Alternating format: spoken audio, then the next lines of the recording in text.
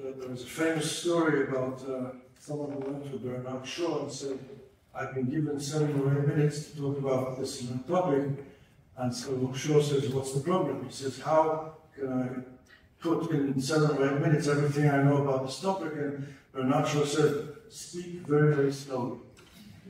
So I won't be able to speak very slowly, and I want to say that what I have to tell you is related to at least 2 of the topics here, but it's not directly a result of the breakout sessions. Please bear with me for a few minutes, and I'm here till Friday morning. I'd be happy to discuss anything that you agree with or disagree with, but I find it important to say what I have to say. So I'd like to turn our attention to what is happening in Israel and Gaza and the war in the region. So first of all, the 2 basic facts are crystal clear. Fact number 1, Hamas carried out the most horrifying, inhumane massacre in southern Israel on October 7, and 2, a terrible war is being waged in the Gaza Strip ever since. Over 1,200 Israelis were murdered on October 7, many suffering unthinkable atrocities in the process. As of today, 128 hostages remain in the hands of Hamas, the vast majority of which, I can tell you, are no longer alive. Tens of thousands of Gazans have been killed in a horrible war of revenge and retaliation launched by Israel in the aftermath of October 7, the true magnitude and ruin of which is regrettably all but absent from our local news coverage of Israel. But the truly devastating fact is that for over 7 months now, no clear, reasonable, and achievable goals for this war have been decided upon by our government, so that no end of it is currently in sight.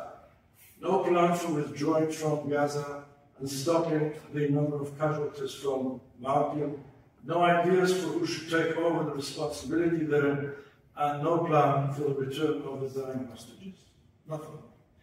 One of the depressing results of this is the fact that Israel has managed to virtually eradicate the genuine and deep show of shock, empathy, and friendship that the world at large exhibited towards us in the immediate aftermath of October 7, including from many of you sitting here today, whom I know personally.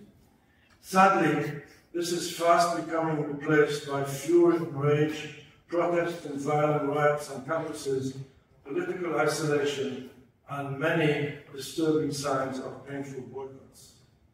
The deeply troubling campus protest activities, mainly in the USA, but also in Europe, are of course directly relevant to science and academia.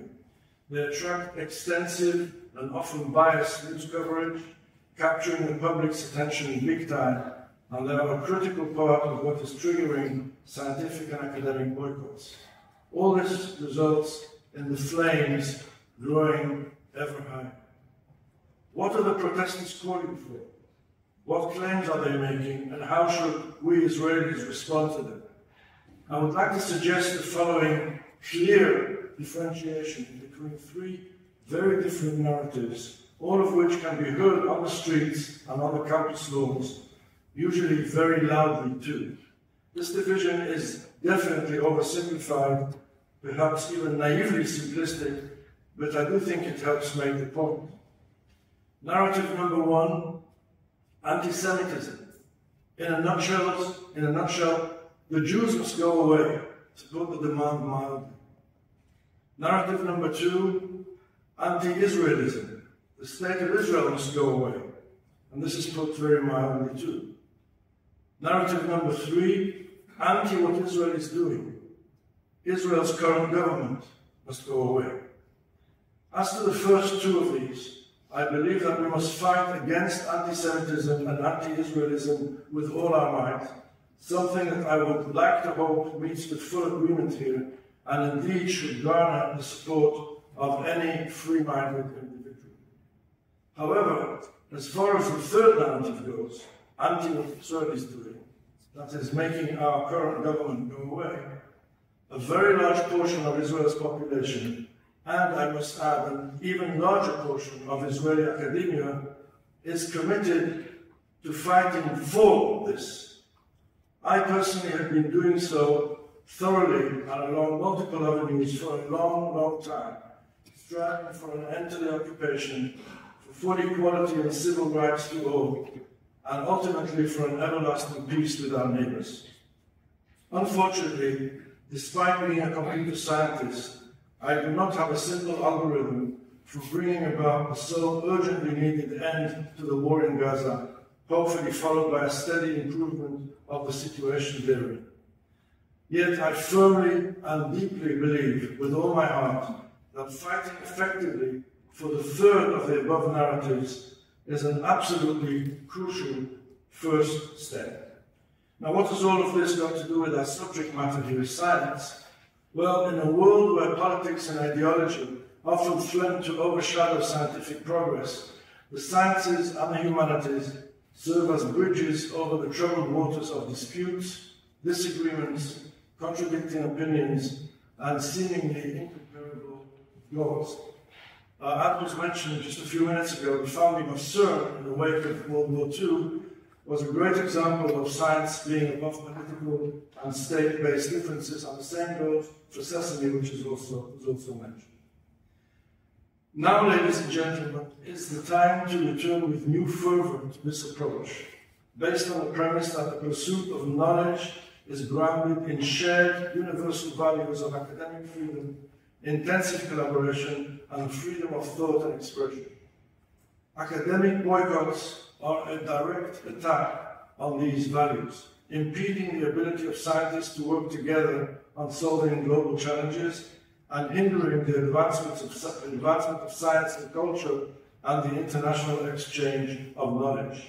Indeed, actions taken against Israeli scientists and institutions are increasingly, alarmingly, on a weekly basis and have already resulted in significant disruption. They include cancelling cooperative research projects, mutual visits, and joint conferences.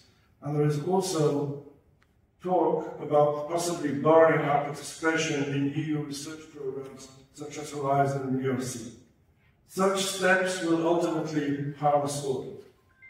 I would thus like to humbly but firmly urge you, heads of our fellow European academies, and via you also universities and research institutions in your respective countries, to unequivocally reject the use of academic boycotts as a tool to deal with geopolitical issues. I would also like to appeal to academic institutions worldwide to stand firm against manifestations of anti-Semitism and anti-Israeli sentiments that often masquerade as political criticism.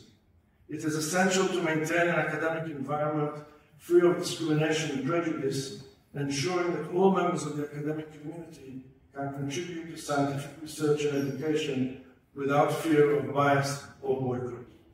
As President of the Israel Academy of Sciences and Humanities, I simply plead with you to help us continue to do what we do best, frontline research in all branches of the sciences and humanities, in close collaboration with our colleagues abroad, and without threats of boycotts or calls for us to disappear hovering over our heads.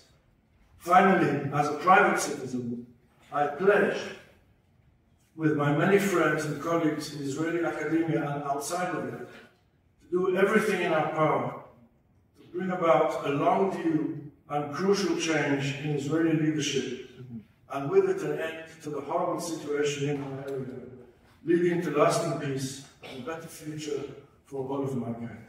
Thank you for listening and for your support.